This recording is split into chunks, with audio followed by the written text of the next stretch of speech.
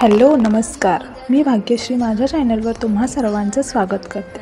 तर आज आहे माघी गणेश जयंती। घरामध्ये जेव्हा आपण एखाद्या शुभ कार्याची सुरुवात करतो तेव्हा आपण गणपतीची पूजा करतो, का तर तो विघ्नहर्ता आहे आणि कार्यसिद्धीस नेणारा आहे।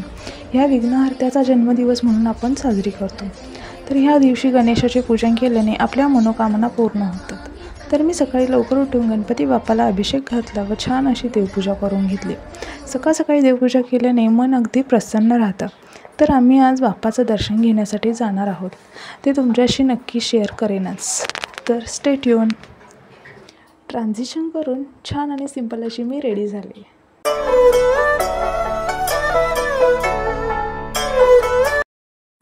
तर मी आणि माझ्या मैत्रिणी बाप्पाच्या दर्शनासाठी निघालो आहोत।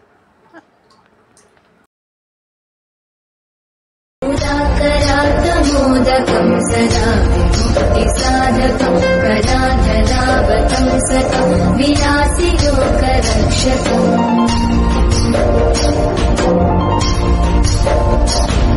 अनायकैकनायकं विनाशिते भदैत्यकं नदाशुभाशुनाशकं नमामि तं विनायकम्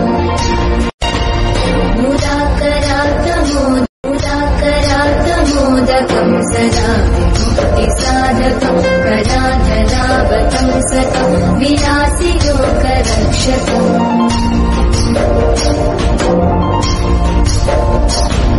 अनायकैकनायकं विनाशिते भदैत्यकं नदाशुभाशुनाशकं नमामि तं मोदकं सदा विमुक्तिसाधकं कलाधरावतं सतं।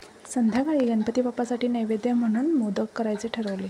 तर एका पातेल्यात थोडं तूप टाकून ओल्या खोबऱ्याचा कीस टाकला, त्यासोबत थोडं जायफळ, वेलची आणि सुंठ पावडर टाकली व परतून घेतलं। नंतर गूळ टाकून मिक्स करून घेतले।